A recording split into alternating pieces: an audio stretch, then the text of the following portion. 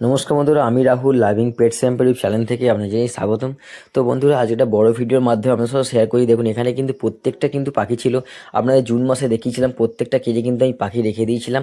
প্রায় এই কেসটার মধ্যে প্রায় 6 পেয়ার পাখি ছিল। আর এই কেসটার মধ্যে আমার 10 পেয়ার পাখি ছিল। সেই জায়গা থেকে কিন্তু ম্যাক্সিমাম পাখি মারা গেছে। মারা যাওয়ার কারণ একটুখানি হলো এই জুলাই মাসের মিডিলের দিকে কিছু একটা ভাইরাস এসেছিলো। ভাইরাস হওয়ার কারণে কিন্তু অনেক পাখি মারা যায়। এখানে কিন্তু কলোনি করছিলাম, এই যে আমি দেখাচ্ছি আপনাদেরকে কলোনি করছি। কলোনিটা করতে করতে পাবে কিন্তু কলোনিটা কিন্তু ওপরে দেখুন সব পুরো একদম মানে পাখির যে ঘর ইনডোরের ভেতরে কিন্তু একটা খাঁচা মতন তৈরি হচ্ছে। এখানে প্রায় 30 পেয়ার একটা কলোনি হচ্ছিল। কলোনি হতে হতে পাখিগুলোর মধ্যে ভাইরাস অ্যাটাক হয়। ভাইরাস অ্যাটাক হওয়ার কারণে ম্যাক্সিমাম পাখি মারা যায়। সেদিকে মনের দিক থেকে একটা আঘাত লাগার কারণে আমি কিন্তু কলোনি করা বন্ধ করে দিই। এখানে দেখেছিলাম কত আমার কিন্তু হোয়াইট কালার পাখি ছিল। সেই পাখিগুলো কিন্তু হঠাৎ হঠাৎ করে পাখি মরতে আরম্ভ করে দেয়। পাখিগুলো খাওয়া দাওয়া বন্ধ করে সিনা টিনে রোগা হয়ে ফটফট করে কিন্তু মারা গেল।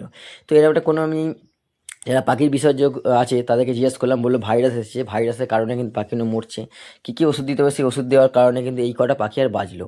ঠিক আছে, ম্যাক্সিমাম পাখি কিন্তু মারা গেছে। কোনোটাই হাঁড়িতে ফিমেল ফিমেল এগুলো কিন্তু এখন হালকা পটি করতে করতে পাখি কিন্তু মারা যাচ্ছে এরকম।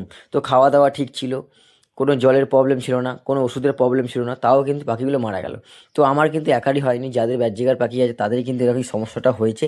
এই বাসে ভাইরাসটা আসার কারণে অনেক বাহ্যিকার পাখিরাই কিন্তু মারা গেছে। ঠিক আছে, তো দেখুন এখানে সেরকম কিন্তু পাখি নেই। আমার কিন্তু 40-50টা পাখি থেকে হয় 10-12টা পাখি বেঁচে আছে। তারপর এখানেও একটা কলোনি করব, সেই কলোনির কাছেও কিন্তু আটকে রেখেছি। এখানেও একটা কলোনি করব 10 পেয়ারের, ওপাশে 40 পেয়ারের কলোনি হবে। ঠিক আছে, এপাশে 40 পেয়ারের কলোনি হবে। আর দেখুন এখানে এখন যা যে যে পাখিগুলো দেখতে পাচ্ছি সেই পাখিগুলো কিন্তু অ্যাক্টিভ হয়ে গেছে, কেন ওরা আস্তে আস্তে সুস্থ হয়ে গেছে। এবার হাঁড়ি দিয়েছি, হাঁড়িতে ডিমও পাড়ছে। কোনো কোনো হাঁড়িতে দেখলাম ডিম আমার ছোটো ছোটো ডিম পেড়েছে, যেটা বাহ্যিকার পাখির যে আকারে ডিম হয় তার থেকে অত্যন্ত ছোটো ডিম পেড়েছে। সেই কারণে কিন্তু ডিমগুলো আমি আর ফেলে দিলাম। ঠিক আছে, এখানে নতুন করে পেয়ার বসিয়েছি। তো এই 6-7 পেয়ারের মতন আছে ভালো পেয়ার, যেগুলো অনেক রোগকে ওদেরও শরীর খারাপ হয়েছিল। এই হলুদ পাখিটার স্প্যাঙ্গেল পাখির শরীর খারাপ হয়েছিল। তারপরে কিন্তু হাঁড়ি খুলে দেওয়ার পর ওদেরকে ট্রিটমেন্ট করেছি, ইলেকট্রোকন দিয়েছিলাম। তারপর কিন্তু ওরা কিন্তু সুস্থ হয়ে গেছে। ঠিক আছে, এখানেও কিন্তু 1 পেয়ার পাখি এখনও আছে, ভালো পাখি আছে। ভালো পাখি বলতে এদেরও কিন্তু প্রত্যেকটা পাখি ছিল, প্রত্যেকটা পাখিরই কিন্তু শরীর খারাপ হয়েছিল। পাখি খাওয়া দাওয়া বন্ধ করে দিয়েছিল, খালি পাতলা পটি করছিল। পাতলা পটি করার কারণে অনেক পাখি কিন্তু মারা গেছে। তো আমি ভাবলাম কি আমার কোনো খাবার দোষে, কিন্তু খাবার দোষে নয়, কোনো জলের সমস্যা হয়নি, ওষুধের সমস্যা হয়নি।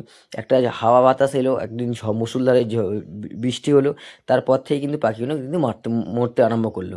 হঠাৎ আজ পাখি ভালো আছে, কালকে সকালবেলা দেখলাম গিয়ে মারা গেল। এই করার পরে কিন্তু অত্যন্ত অনেক কটা পাখি মরে যায়। তারপর পাখির কলোনি করতে করতে এই পাখির কলোনিটাও বন্ধ করে রাখি। ঠিক আছে, এই মেডিসিনের মধ্যে আমি কী কী মেডিসিন দিয়েছিলাম, এরপরে যখন পাখির শরীর অসুবিধা, যখন পাতলা পটি করছিল, সেই সময় কিন্তু আমি ইলেকট্রোকন দিয়েছিলাম, Li52 দিয়েছিলাম। এরকম করে কিন্তু পাখিদের খিদেটা বাড়িয়েছিলাম, কারণ পাখিরা খুব খাচ্ছিলই কম। তারপরে O2 দিয়েছিলাম, O2টা